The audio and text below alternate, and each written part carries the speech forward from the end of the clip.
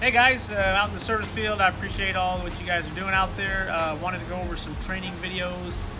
Since I can't meet with you regularly, I know you guys come in the morning and get your parts and head out the door, so it's hard for me to connect and train some of you guys. Obviously, you know quite a bit more than I do. There are some things that I wanted to go over because we are running into some issues, some callbacks on jobs where somebody will diagnose a bad compressor, but where maybe it was a freon leak or maybe a restriction, or possibly we have run into stuff in the shop where it was a bad bimetal or a timer or another issue, but the tech said to replace the box. So this stuff that I'm going to go over real quickly is, I realize that most of you may know this, but however there may be some that may not, or it may be a good refresher course for you just to make sure that we're all on the same page. So what I wanted to go over was refrigeration. I hold in my hand a bullet piercing valve. As you should be carrying this on your truck, and if you don't, I can get you some and have some available for you. Carry a couple of these on the truck, because when you get up on a job and a house and you come up to a compressor and it is really hot to touch and you can't even put your hand on it, let's say you touch it and you have to take your hand right off of it, typically means you have a bad compressor. So no need to go any further there. You can tap into it if you want, but that is showing that you got a bad compressor, because it's really laboring to pump or compress that freon. So that is not a good sign. So right here we've got a bullet piercing valve that we have put on this refrigerator for you for the sake of time. Make sure that you use the sandpaper to clean your area so you have a good spot, so you're not creating a leak. These are temporary, remember, these are not for permanent use, they are for only testing. And so I've got this on here, we put it on.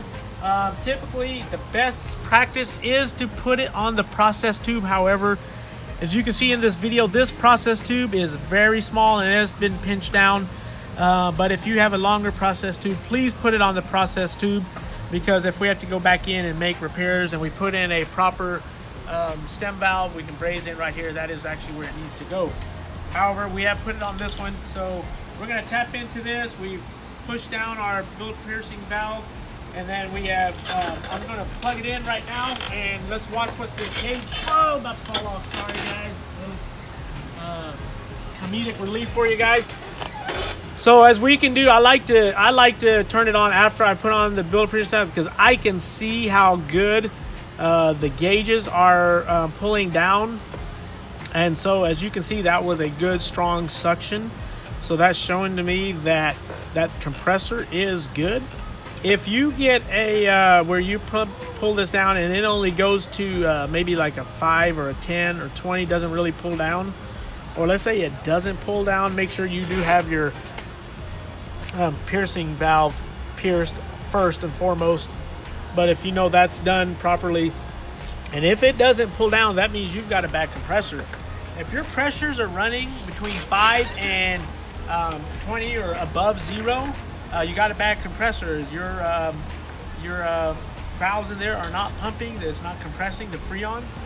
So refrigerator needs to be running at 0. I repeat, it needs to be running at about 0, give or take 1 or 2, but right around 0 where it should be hovering.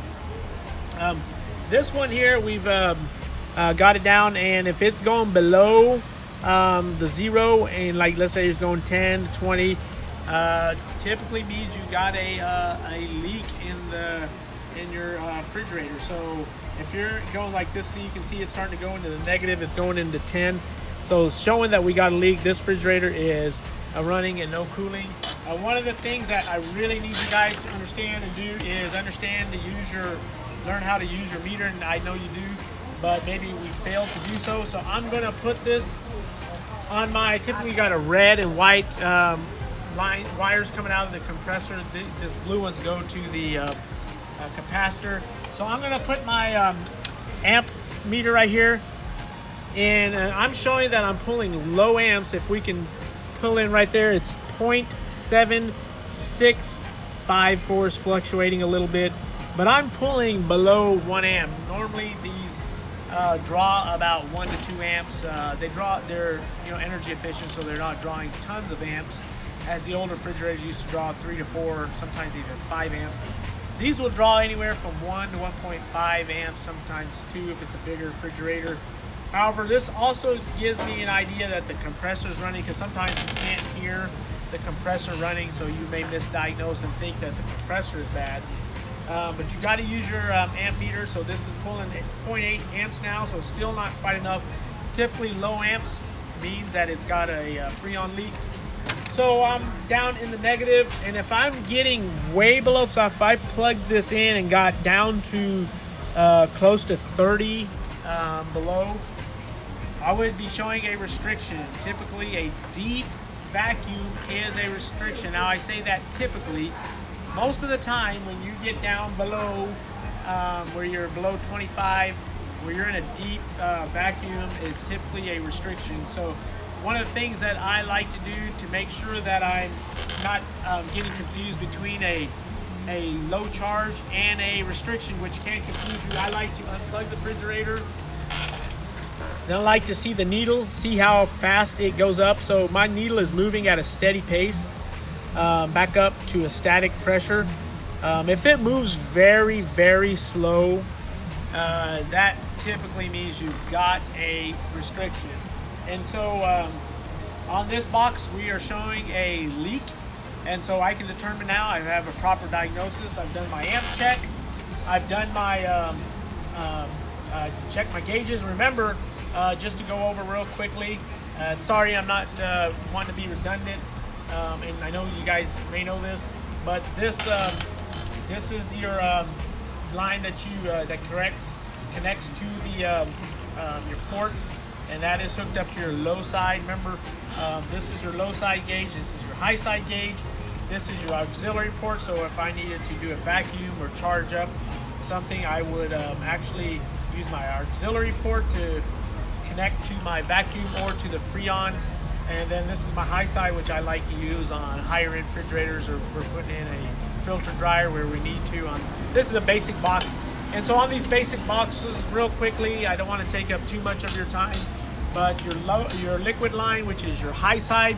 So Freon runs in here, it gets compressed, it comes out as a hot liquid. And so that's why this line is typically warmer when it's running. So you can put your hand on this and you'll see that it's warmer. Your liquid line, which is your high side line, which is smaller, is warmer.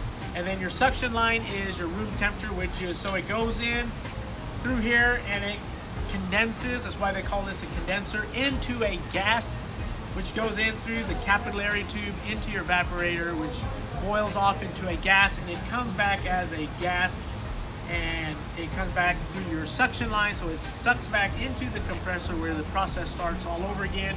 Remember, your suction line is where you tap onto, not your liquid line, and your suction line is going to be room temperature, and it needs to come back as a gas. So remember, I think we've had issues where sometimes guys may come on a refrigerator that's never been tapped into. Remember, they don't come in from the factory tapped into. And if you got a freezing suction line, typically it means you got an airflow restriction, maybe a fan.